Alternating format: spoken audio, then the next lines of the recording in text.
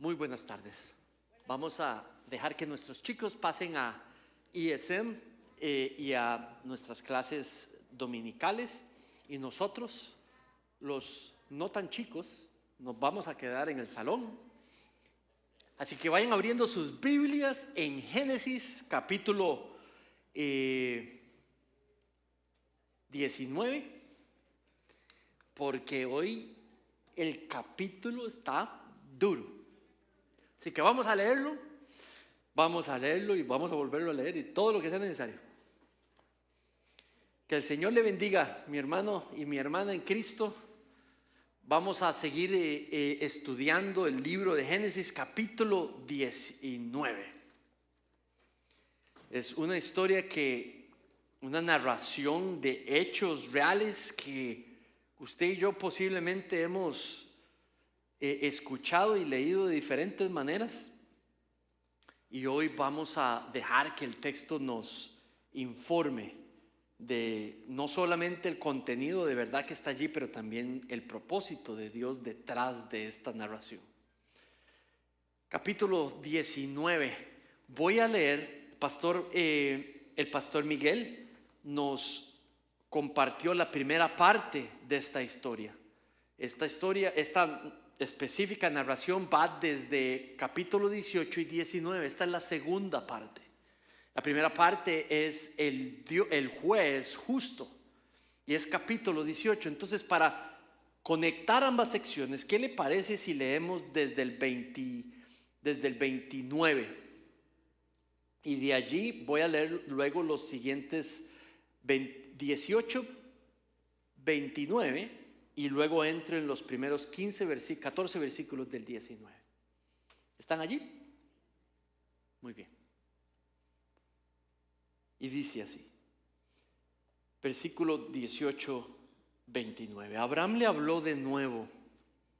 Tal vez si hallen allí 40, se refería a 40 justos. Y el Señor le respondió: no lo haré por consideración a los 40. Entonces Abraham dijo: no se enoje ahora el Señor, y hablaré, tal vez se hallen 30 justos. No lo haré si hallo allí 30 justos, respondió el Señor. Y Abraham le dijo: ahora me he atrevido a hablar al Señor, tal vez, ¿qué tal si se hallen 20? Y él respondió: no la destruiré por consideración a los 20 justos allí. Entonces Abraham dijo: no se enfade, no se enoje el Señor, y hablaré solo esta vez. Tal vez se hallen allí 10 justos. No la destruiré por consideración a los 10, respondió el Señor. Tan pronto como acabó de hablar con Abraham, el Señor se fue y Abraham volvió a su lugar. Versículo 19:1. Los 2 ángeles llegaron a Sodoma, y al caer la tarde, cuando Lot estaba sentado a la puerta de Sodoma. Déjame detenerte allí. Eran 3 hombres hablando con Abraham y con Sara. Uno le llamaron el Señor. Los otros 2 los llama aquí ángeles. Parece que 2 ángeles y el Señor se le aparecieron a Abraham. Los 2 ángeles no son llamados el Señor, solo el Señor. La Biblia dice que nadie ha visto a Dios, nadie, porque su presencia santa no puede tener pecado frente a Él. Entonces quiere decir de que esta es posiblemente la segunda persona de la Trinidad, el Hijo de Dios presentándose frente a Abraham. El texto continúa, versículo 1, segunda parte. Al verlos, Lot se levantó para recibirlos y se postró con su rostro en tierra y les dijo: señores míos, les ruego que entren a la casa de su siervo y pasen en ella la noche y laven sus pies. Entonces se levantarán temprano y luego continuarán su camino. No, dijeron ellos, sino que vamos a pasar la noche en la plaza en la ciudad. Él, sin embargo, les rogó con insistencia, y ellos fueron con él y entraron a la casa. Lot les preparó un banquete y coció pan sin levadura y comieron. Aún se habían acostado Cuando los hombres de la ciudad, los hombres de Sodoma, rodearon la casa, tanto hombres jóvenes como hombres viejos, todo el pueblo sin excepción. Versículo 5. Y llamaron a Lot y le dijeron: ¿dónde están los hombres que vinieron a ti esta noche? Sácalos para que los conozcamos. Literalmente, para que tengamos sexo con ellos. Entonces Lot salió a ellos a la entrada y cerró la puerta tras sí. Hermanos míos, les ruego que no obren perversamente, les dijo Lot. Miren, tengo 2 hijas que no han conocido varón. Permítanme sacarlas a ustedes y hagan con ellas como mejor les plazca. Pero no hagan nada a estos hombres, pues se han amparado bajo mi techo. Hazte un lado, le dijeron, y dijeron además: este ha venido como extranjero y ya está actuando como juez sobre nosotros, aunque te trataremos a ti peor que a ellos incluso. Se lanzaron contra Lot y estaban a punto de romper la puerta, pero los 2 ángeles, los 2 hombres, extendieron la mano y metieron a Lot en la casa con ellos y cerraron la puerta. Y a los hombres que estaban a la entrada de la casa los hirieron con ceguera, desde el menor hasta el mayor, de manera que se cansaban tratando de hallar la entrada de la casa. Vamos a pedirle al Señor, vamos a orar al Señor nos guíe durante el estudio de este capítulo. Padre, sabemos que quieres hablarnos en esta tarde a través de esta sección, y pedimos tu ayuda para discernir no solamente las verdades sobre ti, sobre nosotros, sobre la humanidad, sobre el pecado que están allí en el texto, pero también saber la intención con la cual, Padre, tú quieres hablarnos en esta tarde para tu gloria. Por favor, guíanos, úsanos, Padre, transfórmanos un poquito más a la imagen de tu Hijo. En el nombre de tu Hijo Jesús te pedimos esto. Amén. Quiero recordarte quién es el que escribe este libro, Moisés, y a quién le entregó el libro, Israel. Hemos venido estudiando sobre el libro de Génesis, el Dios de bendición. Y el libro completo empieza narrando cómo fuimos creados a la imagen de Dios, para poder representarlo, reflejarlo aquí en la tierra mientras vivimos para adorarle y para servirle. Pero la entrada del pecado por medio de Adán y Eva afectó esa capacidad de nosotros poder reflejarlo de una manera dependiente a su palabra. Entonces el pecado destrozó esa capacidad de hacer eso, y el pecado se apropió de las personas, y somos desde niños con esta naturaleza de buscar no solamente nuestra voluntad, pero también complacer lo que nos trae gloria, lo que nos trae felicidad. El texto claramente muestra uno de los momentos de mayor perversidad del ser humano. La primera acción de pecado que afectó todo fue dada con la caída de Adán y Eva. Justamente después el asesinato por el pecado dominando el corazón de Caín, y en ira asesinando a su hermano. Después vemos el pecado siendo castigado y pasando Dios juicio sobre el pecado y siendo castigado con el diluvio. Y vemos cómo Dios vio la perversidad del hombre y cómo perversamente estaban usando su imagen para reflejar todo lo contrario a lo que Dios se había propuesto reflejar. Y entonces dice que desapareció la humanidad de la faz de la tierra a través de el castigo y el juicio que dio sobre la humanidad en tiempos del diluvio. Y ahora lo vemos emitiendo juicio sobre el pecado de 2 pueblos. El pecado de 2 pueblos, sobre todos, tanto los niños, las niñas, como los adultos los mayores. Y Dios pretende aquí, en estos primeros, revela que ha pasado juicio sobre estas 2 ciudades, y la consecuencia es muerte para cada miembro en la ciudad. Entonces Moisés está hablándole a los israelitas sobre algo que sucedió años atrás. Y lo hace para advertirles. El Dios justo se presenta aquí en esta historia emitiendo un juicio con claras consecuencias a los que están bajo el juicio, y esa emisión de ese juicio la considera justa. El Dios justo emitiendo un juicio justo, una pena justa. Entonces, ¿qué es lo que hace Moisés con esto?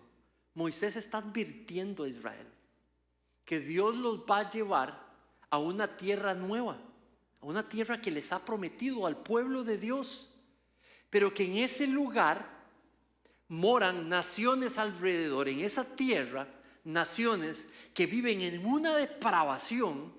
Y cuidado, Israel, si usted empieza a copiar las prácticas de esas naciones. Cuidado, Israel, si usted se empieza a mezclar con las naciones, porque entonces también va a ser disciplinada. Entonces, para que Israel pudiera vivir en la tierra de Canaán, donde estaban los cananitas, que son los descendientes de estas dos ciudades, entonces para que puedan vivir ahí, Dios les da la ley. Y en la ley, muchos de los artículos de la ley son prohibiciones a las prácticas de los cananitas. Entonces, ¿cuál es para nosotros la iglesia el propósito de Dios al leer esta historia? Es advertir que el pecado no es un juego, que el pecado no es un juego para Dios. Y es una advertencia clara a la iglesia hoy, del mismo principio que le da a Israel. Y Dios invita a los miembros de la iglesia al presentarles un caso donde Dios castigó el pecado en esa realidad específica, de que Él sigue viendo el pecado de la misma manera y pasando consecuencias a los que juegan con el pecado y se apropian del pecado y pierden esa noción de la veracidad del juicio de Dios sobre lo que no le trae gloria. Entonces, de nuevo vemos hoy cómo Dios ha puesto a toda la humanidad bajo juicio por su pecado, y la culminación de ese juicio se va a dar cuando Cristo regrese, donde las personas morirán por su pecado espiritualmente. Hoy por hoy vemos clara evidencia cómo personas mueren por su pecado físicamente. La humanidad completa, todos los pecadores bajo juicio por su pecado. Y esa noción nos advierte que nosotros, la iglesia, tenemos que cuidar cómo vivimos y cómo nos relacionamos con Dios y cómo tratamos nuestras vidas y aquellos a nuestro alrededor. Y somos advertidos de la importancia de no minimizar el poder ni las consecuencias del pecado per se.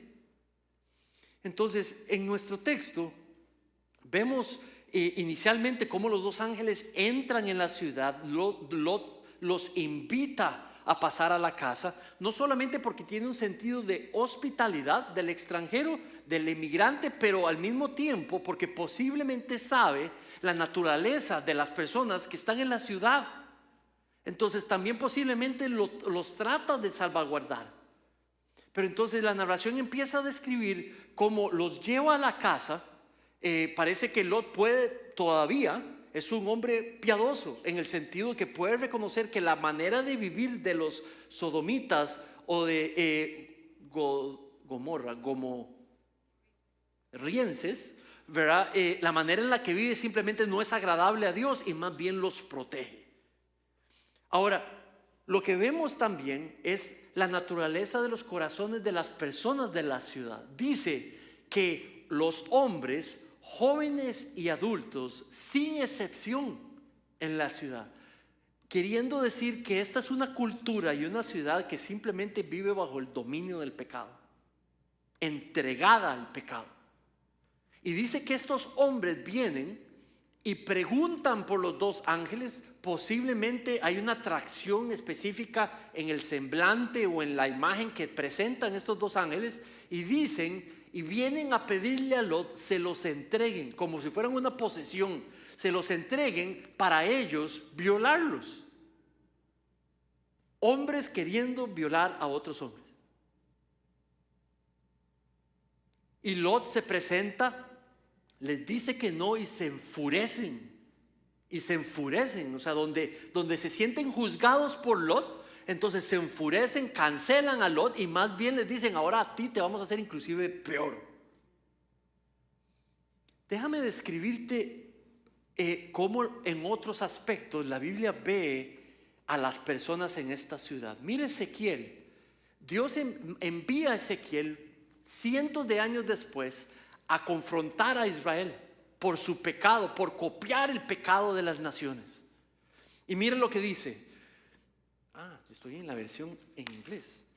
Dice, y se enorgullecieron y cometieron abominaciones delante de mí. Y cuando lo vi, los hice desaparecer. Este es Dios viendo. Mira la conexión entre el pecado y lo que está en el corazón. Este es el comportamiento, abominaciones. Pero mira lo que estaba en el corazón. Orgullo. Dios tiene un diseño para la sexualidad. Y estos hombres y mujeres quitaron el diseño de Dios y lo acomodaron a sus propios gustos, a su propia satisfacción. Y el comportamiento es completamente conectado con el orgullo en las personas en Sodoma y Gomorra. Como su orgullo, creyéndose superiores a Dios, transformaron la imagen de Dios y la imagen de Dios la empezaron a utilizar de manera perversa. Y entonces Dios emitió juicio sobre Sodoma y Gomorra y el castigo fue la desaparición, la extinción de ambas ciudades y de ambas ciudadanías y de ambas culturas de la faz de la tierra. Entonces, cuando yo veo un texto como este y la confirmación de eso, inmediatamente lo que empiezo a pensar es de que Dios no ve el pecado como usted y yo lo vemos. Parece que Dios ve muy seriamente el pecado humano.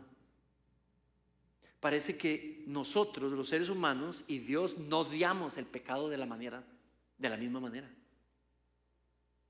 Pareciera que nosotros, los seres humanos, nos creemos mejor que Dios y empezamos a ver el pecado de una manera más superficial, más condescendiente, más minimizándolo. Pareciera que no es tan severo.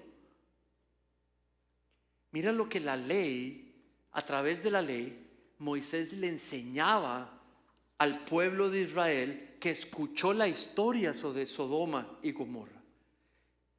Dice Levítico 20, 13 al 23, si alguien se acuesta con varón, como se acuesta con una mujer, los dos han cometido abominación. Ciertamente han de morir. Su culpa de sangre sea sobre ellos. Lo primero que veo ahí es la severidad con la que Dios ve el pecado. Lo segundo que veo es que un hombre que se acuesta con otro hombre no solamente toma una decisión, pero también decide las consecuencias detrás de ellas. Mi hermano y mi hermana, esto es un principio que debemos de enseñar a nuestros hijos. Las decisiones que tomamos en la vida están conectadas con consecuencias. La semilla que usted planta está conectada completamente con el fruto que va a dar. ¿Tiene sentido? Entonces debemos de recordarnos los unos a los otros y debemos de enseñarle a nuestros hijos que lo que ellos siembren van a recoger. Que las decisiones que toman están conectadas con consecuencias. Hay decisiones que traen buenas consecuencias y hay decisiones que traen malas consecuencias. Pero lo que está diciendo ahí, su culpa sea sobre ellos. La persona que toma una decisión con consecuencias malas no se puede quejar, porque cuando tomó la decisión escogió las consecuencias malas. El pecado sexual aquí es conectado como una decisión que estaba conectado con un juicio, conectado completamente. Y cuando la persona toma esa decisión, escoge las consecuencias también. Y su culpa, dice, encima de ellos. Luego versículo 14, si alguien toma a una mujer y a la madre de ella también. Los cananitas era una agresión sexual impresionante. Entonces un hombre con poder físico tomaba no solamente a la madre, pero también a la hija, y las usaban para placer sexual.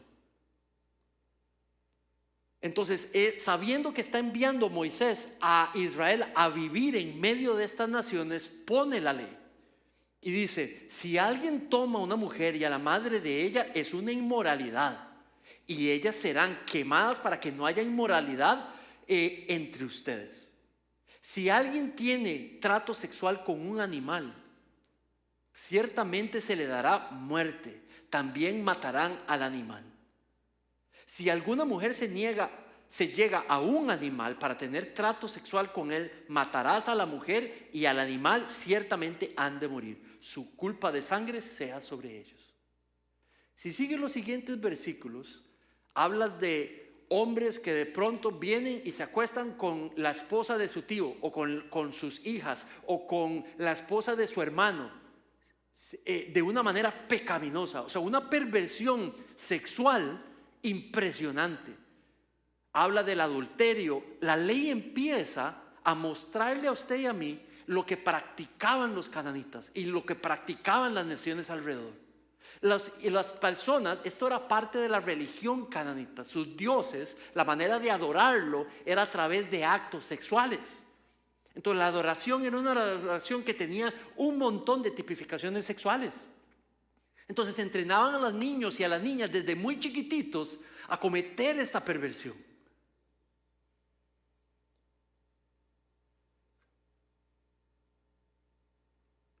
Ahora, cuando tú ves ahí que dice en el versículo 1, han de morir, han de pagar con la vida, quiero recordarte algo. El que pecaba moría. El que quebraba la ley moría. Y eso era un juicio emitido por un Dios justo. Ahora, ¿qué pasa? Cristo dijo: yo he venido no a anular la ley, yo he venido a complementarla, he venido a cumplirla. Hombre que se acuesta con un hombre muere, pero yo he venido a morir en lugar de él, para que aquel que ha cometido tal pecado no tenga que morir. Yo me pongo en su lugar. Si él cree en mí, si él cree yo soy el camino, la verdad y la vida, si él, que el que tiene que morir, cree en mí, en esta muerte sustitutoria en su lugar, sus pecados le serán perdonados, será hecho hijo e hija de Dios y no tiene por qué sufrir. Él vino a complementar la ley. Entonces, cuando leemos ese texto, Dios toma grave el pecado. Un hombre que toma una mujer fuera del matrimonio, un hombre y una mujer que coexisten y coeviven, traen la relación sexual fuera del matrimonio. Un hombre casado, una mujer casada, dos adolescentes que empiezan a explorar la sexualidad. Dios ve el pecado como algo que afrenta completamente su gloria. No es para que mamás y papás más bien los acahueten y vean el pecado y minimicen el pecado de sus hijos, pero es para que los seres humanos entiendan que la ley es seria. La ley, específicamente lo que dice sobre Dios, sigue completamente activo. Ese texto sigue enseñando hoy la seriedad que Dios le da al pecado, en este caso específico al pecado sexual. Aquel que transgrede el diseño de Dios, aquel que alcahuetea a los que transgreden el diseño de Dios. Y claramente dice que el que hace ese pecado está escogiendo también las consecuencias. Ahora, Lot es descrito en 2 de Pedro de la siguiente manera.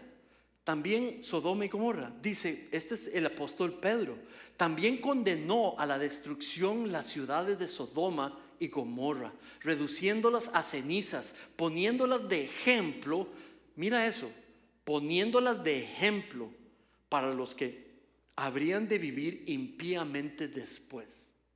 Sodoma y Gomorra está como ejemplo para los que minimizan el pecado.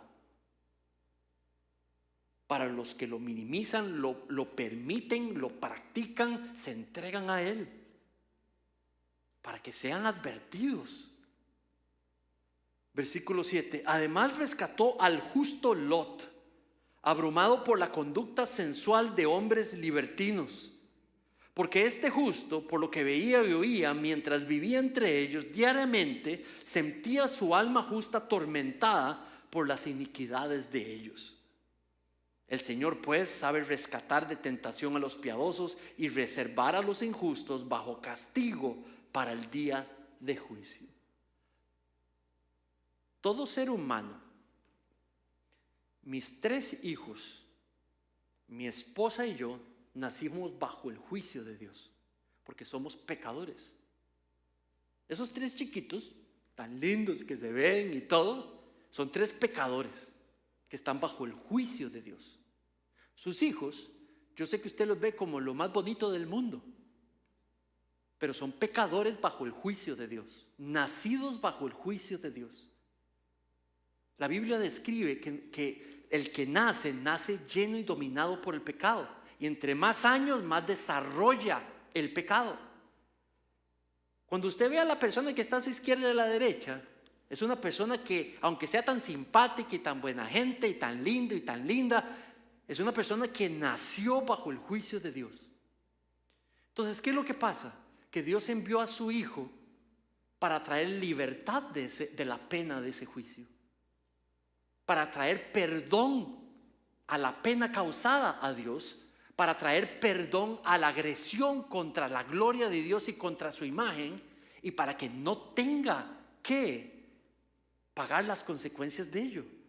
Entonces, ¿está el mundo entero bajo juicio? Absolutamente sí, no le quepa la menor duda. ¿Hay refugio? Sí, se llama el Señor Jesucristo. Solo el Señor Jesucristo. Entonces, cuando pensemos en querer tomar muy en serio el pecado, también necesitamos tomar muy en serio el Evangelio, para poder entrenar y llevar el Evangelio a nuestros hijos, para nosotros mismos asegurarnos que el Evangelio es una convicción y que está dando frutos.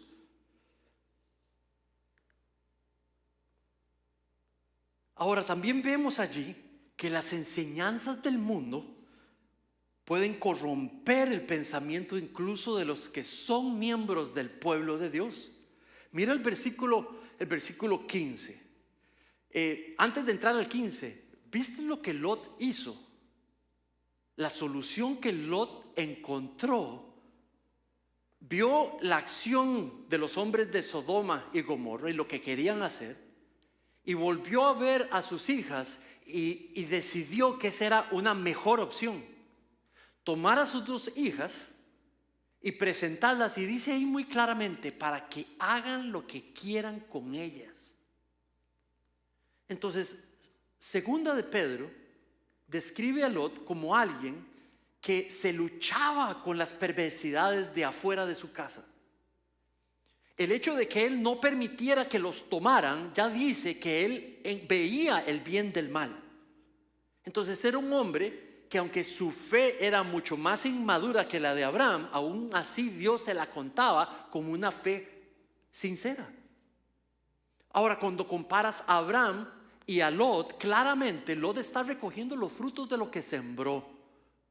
Lot era un hombre que caminaba por lo que veía, lo atraía a la vista en vez de caminar por fe. Lot era un hombre que caminaba de acorde a su carne, no de acorde al espíritu, no de acorde a la ley.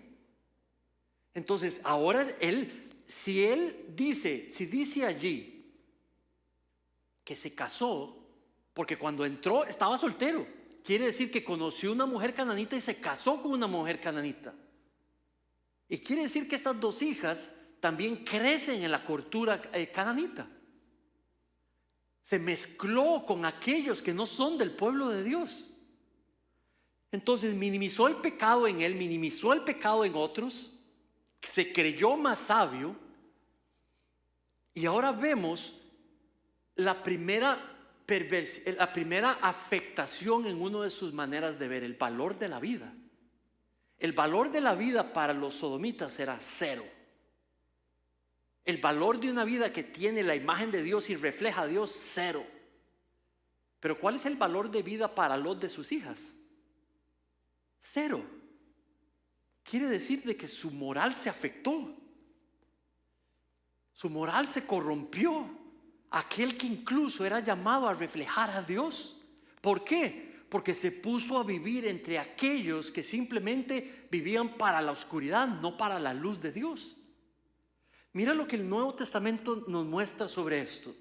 Esto es un principio activo hoy. 1 Corintios, no se dejen engañar. Las malas compañías, mire lo que dice, las malas compañías corrompen las buenas costumbres. Sean sobrios como conviene y dejen de pecar, porque algunos no tienen conocimiento de Dios, para la vergüenza de ustedes lo digo. Uno puede querer, desear, traer gloria a Dios, pero si usted se mete con personas, si se empieza a relacionar con personas que no tienen la misma convicción, por esa influencia que se pasa de uno a otro, tarde o temprano te vas a ver influenciado y afectado. Usted quiere seguir a Dios, usted quiere honrar a Dios, usted quiere adorar a Dios, usted quiere servir a Dios, pero te vas a empezar a mezclar con personas que no tienen la misma convicción. Tarde o temprano empieza la influencia para jalar de esa convicción a esta otra. Y mira la advertencia que el pasaje lo hace. Es algo viejo, es algo viejo.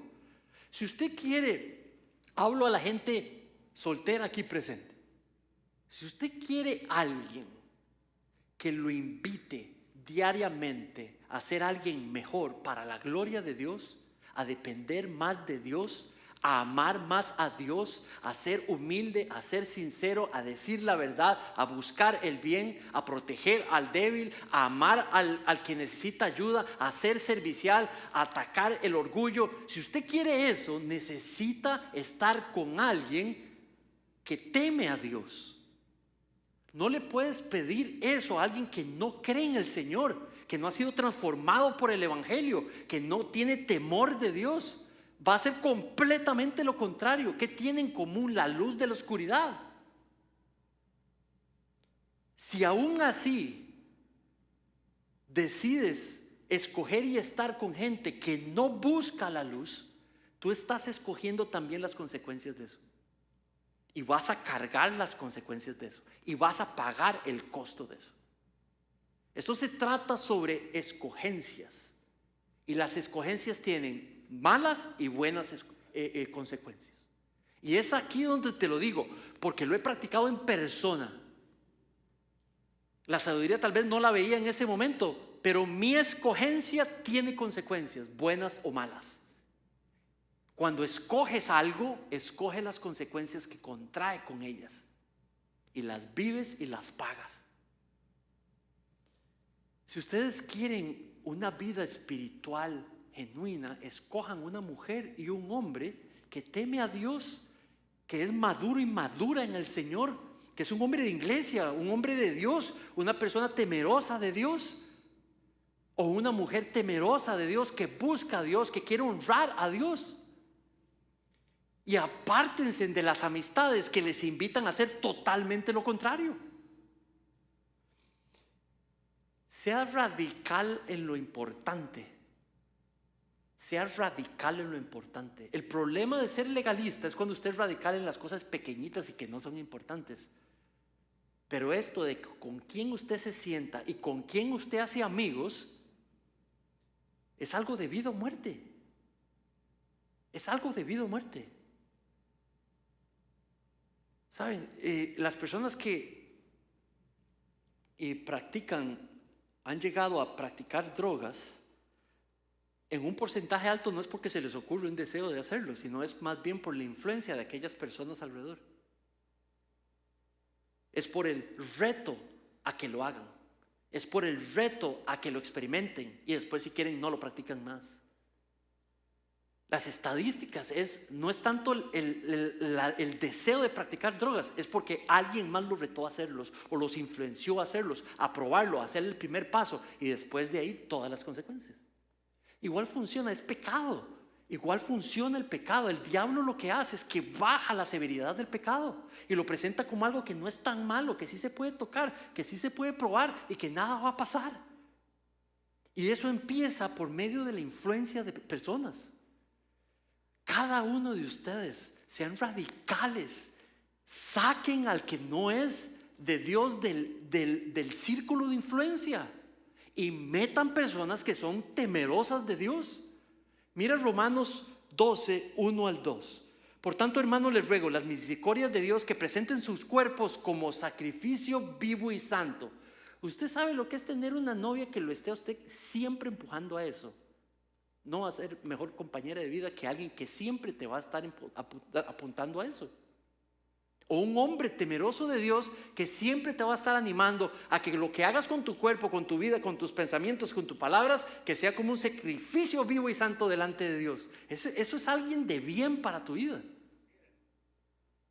No te vas a arrepentir. Pero empieza con tomar decisiones que están conectadas a buenas consecuencias como revelado en la palabra de Dios. ¿Saben? Una de las cosas que más me sorprendió venir aquí a Estados Unidos de la primera vez a pasar un año aquí es que hay universidades que dice Universidad Cristiana no sé qué y adentro es como Sodoma y Gomorra. Y ahí dice, Universidad Cristiana, no sé qué. Usted va a las escuelas públicas aquí o va a las escuelas privadas aquí y lo que están haciendo con nuestros hijos es educándoles conforme a los conceptos del mundo. Desarmando todo lo bueno que usted les puede estar enseñando para llevarlos a entrenarlos a pensar todo lo contrario de lo que posiblemente usted y yo como cristianos queremos que ellos practiquen y cómo piensen. Si usted envía a sus hijos a Roma, a vivir en Roma, cuando vienen de vuelta, no se sorprenda que vienen pensando como romanos. Esta es la importancia de que ustedes le enseñen la palabra de Dios en casa para que puedan estar evaluando lo que les están enseñando. Hemos diseñado que estos sermones lo están aprendiendo los adolescentes el mismo sermón. Los chicos más pequeños una manera más breve, pero del mismo sermón, de la misma historia. Tienes la oportunidad durante la semana. Te animo más de una vez, te sientas con ellas y repasan el sermón. ¿Qué te enseñó el pastor Miguel? ¿Qué te pareció sobre esta historia? Y aunque digan algo que está mal, lo recibes con humildad, le das un consejo mejor de lo que está pensando y luego oras por él y por ella. Semana tras semana lo vas dando seguimiento. El próximo año en enero vamos a estar hablando de adoración. Entonces, semana tras semana te quiero invitar, papá y mamá, usted se sienta con ellos a ver el sermón. Por eso es importante que usted esté aquí tomando notas para que entienda bien el texto, para que usted esté armado para llegar donde ellos, porque a veces le van a salir con unas preguntas que son bien difíciles. Y usted esté preparado y preparada para responder, para orar, Si usted envía a sus hijos a Roma, no se sorprenda que vengan pensando como romanos. Necesitamos dar seguimiento al cuidado de nuestros hijos porque las enseñanzas del mundo corrompen, están corrompiendo. Si usted no los está discipulando, alguien más los está discipulando. Téngalo por sentado. Dios juzga el pecado, claramente decide la penalidad del pecado. No pide consejo en cuanto a la severidad del pecado, no pide consejo en cuanto a las consecuencias del pecado. Y lo vemos claramente en el texto. Pero mira este precioso versículo. Ahora no los llevo durante los versículos porque Dios dice que baja del cielo azufre y fuego y elimina completamente. Dios emitió la consecuencia del pecado. Mira Romanos 6:23. Porque la paga del pecado es muerte, pero la dádiva de Dios, el regalo libre de Dios, es vida eterna en Cristo Jesús. Entonces, si la ley decía, hombre que se acuesta con hombre se merece muerte, es así, eso es justo. Pero entonces Cristo fue enviado para decir, yo pago por su pecado. Ese hombre que se acostó con hombre, yo muero en su lugar y yo pago por su pecado. La ley decía, mujer o hombre que se acuesta con animal merece la muerte. Cristo vino para cumplir la ley. Sí, tiene que morir, alguien tiene que morir por esos dos. Pero aquí estoy yo muero por ellos, no importa el pecado. Y yo me pongo en lugar de ellos. ¿Cuándo se le aplicó la salvación y el perdón a esa persona que se acostó con animal o a ese hombre que se acostó con animal? Cuando ese hombre dice, perdón por mi pecado, Señor, lo confieso delante de ti, he escuchado, he leído, creo en lo que Cristo hizo en mi lugar, por favor sálvame y perdóname. Y su pecado, no importa qué, es perdonado. Y ahora viene a ser puesto en una posición delante de Dios como hijo, como hija. Y ahora viven en relación con Él como hijos y hijas, con el Espíritu presente en Él, siendo transformados a la imagen de Dios. Viene el Espíritu que empieza a revelar verdad, un deseo por seguir la voluntad de Dios, por estudiar su palabra, por estar en iglesia, por crecer y siendo santificado. Cristo vino para pagar por el pecado, para que el que peca, no importa de qué manera, tenga opción. Tenga opción para la gloria de Dios. El mejor hombre y la mejor mujer que usted puede ser o que usted quiere ser es alguien que ha sido redimido, redimida, justificado, perdonada y está siendo transformado para la gloria de Dios. Y eso es lo que usted quiere para sus hijos, para nuestros hijos. Aquellos que se han sentido cómodos con el mundo pueden obtener su corrección también. El que se sienta con el mundo y ya le empieza a no a incomodar tanto las cosas del mundo, empieza a ser corrompido por el mundo.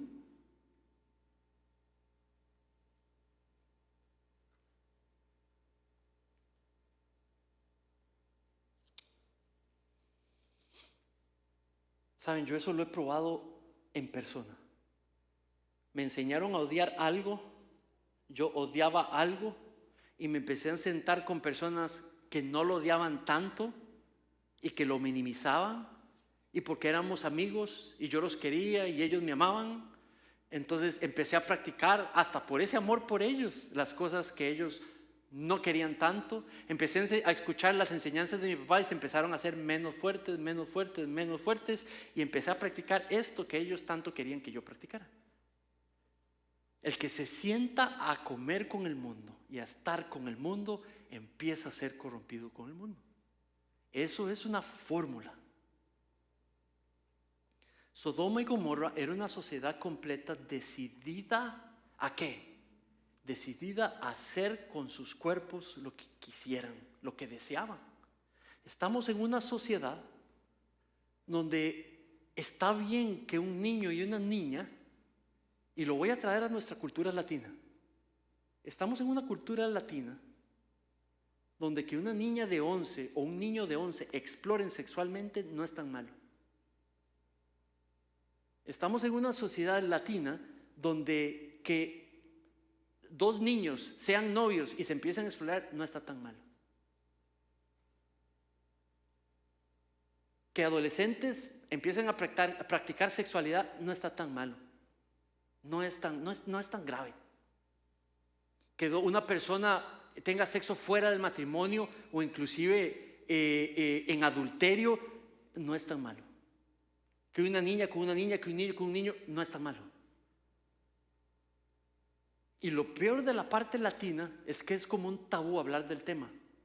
Y es que si los controlo mucho, pastor, se me van a revelar. Pues ya se le están revelando.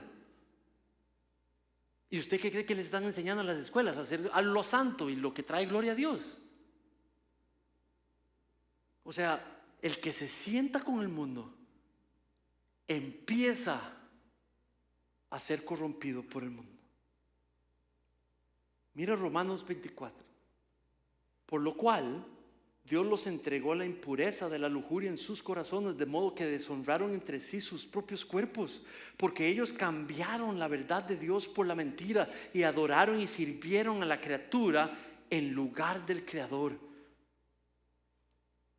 Saben, estamos en una cultura donde lo que nos van a enseñar es a hacer lo que nos trae felicidad, lo que nos complace. Cuando lo que dice la Biblia, que la manera de vivir para la gloria de Dios es, ¿qué? Sacrificarse a uno mismo. Es poner a Dios primero y nuestros deseos someterlos a Él. Quiero invitarlos a leer la palabra en la casa, a orar en la casa, a tomar control de las vidas de nuestros miembros de la familia, a pastorearlos, a cuidarlos, no a controlarlos. Ese control que es bueno, no el que es abusivo. Esa frecuencia de hablar con los nuestros. ¿Cómo estás? ¿Qué te está pasando? ¿Qué has estado pensando? ¿Qué problemas has tenido hoy o esta semana? ¿Has tenido algo con alguien? Mira, y ¿cómo están tus sentimientos a nuestros hijos? Con toda la libertad. Empezar a entrenarlos en estos temas para su gloria. Hablar de sexo con ellos en el tiempo apropiado y de los temas. Y cómo Dios, qué ha dicho Dios en cuanto a la sexualidad y el diseño de Dios para el matrimonio, para una relación, y a pedirles cuentas y a marcarles el camino y a mantenerse, entrenarlos en la disciplina y en la instrucción del Señor, con temor al Señor, para que puedan tener vidas sanas y bíblicas para la gloria de Dios. Mis hermanos, Dios no aprueba la perversión sexual en ninguna de sus áreas. Si Dios no lo aprueba, su iglesia tampoco. Le enseña a los demás el modelo de Dios. Dios creó a una mujer y a un hombre para que, uniéndose en el matrimonio, haciendo un voto de unidad frente al matrimonio, Dios bendijera esa relación y los hiciera un solo ser, dos personas salvas con el Espíritu Santo, viviendo en unidad para reflejar el amor de Cristo por medio del esposo y el amor de la iglesia al Salvador por medio de la esposa. De la manera de que el esposo trata a su esposa, refleja a Cristo y cómo Cristo ama a su iglesia. Y por el amor de la esposa hacia el esposo y cómo lo trata y lo respeta y lo anima a liderar, está mostrando la confianza de la iglesia por su Salvador, la sumisión a su Salvador, pero también refleja la sumisión de Cristo al Padre. Pero entonces cuando usted toma esto, allí en el marco de esa seguridad protegida por Dios, Dios regala la intimidad sexual. Está puesta en este pacto matrimonial bendecido y protegido por Dios. De dos hombres, un hombre y una mujer que temen a Dios y viven para su gloria. Entonces esa intimidad sexual, ese compartimiento, ese gozo sexual está protegido por ese pacto matrimonial. Todo lo que desvíe eso cambia el mensaje sobre el evangelio que da. Dos hombres no pueden hacer eso, dos mujeres no pueden hacer eso. Fuera del matrimonio no se puede reflejar eso. Cambia y destruye el diseño de Dios, lo que Dios quería decir sobre sí mismo, a través de esa relación matrimonial. Debemos de poder llamar malo a lo que es malo y llamar bueno a lo que es bueno. Y ser celosos con la verdad. Las enseñanzas del mundo van a corromper el pensamiento incluso del pueblo de Dios. Si usted no hace una separación entre mundo e iglesia, tarde o temprano el mundo empieza a ganar terreno y a involucrar en la iglesia. Tercero, el juicio de Dios está sobre todos los pecadores y la paga del pecado es muerte y el único refugio se llama Cristo. El único lugar para encontrar consuelo y perdón y restauración. Que el Señor nos guíe en esta tarde, mi hermano y mi hermana. Evita ver el pecado de otros más grande que el tuyo dentro de toda la gama de perversión sexual, es muy fácil ver el pecado de otros mucho más grande que el nuestro. Que Dios nos invite a hacer eso. Ya hay suficiente pecado en nosotros para ponernos a juzgar el pecado de otros. Hay que dejar a Dios, es el que juzga el pecado y lo hace por medio de su palabra. No juzgas con tus opiniones cuando pasas juicio o opinión a tus hijos o a los demás. Usa la palabra. Porque si le ayudas a una persona a juzgar sus acciones con lo que la Biblia dice sobre sus acciones, estás dejando que sea Dios el que juzga a esa persona. En cambio, tú y yo necesitamos nunca ver el pecado de otros como más grave y superior al nuestro. Que Dios nos evite hacer eso. Por lo tanto, no importa qué tipo de perversión sexual una persona cometa, su pecado nunca va a ser más grande que el nuestro. Y hay que verlos con humildad. Si es la homosexualidad, si es el adulterio, si es cualquier tipo de pecado, la iglesia no lo alcahuetea, ni lo esconde, ni lo justifica. Habla la verdad con amor y con respeto, pero no la condiciona. Sigue llamando pecado a lo que la Biblia llama pecado y punto, porque así Dios lo dice. Pero también trata con respeto y con amor y misericordia. Nuestro Señor Jesucristo se sentó con un montón de pecadores y comió con ellos para que al final de cuentas conocieran sobre la verdad. La iglesia no tiene permiso de discriminar, de maltratar, de humillar, de hacer sentir menos al que supuestamente tiene mayor pecado que nosotros. Eso no lo hace el evangelio, eso no lo hace el cristiano y el verdadero creyente. Amén. Vamos a orar.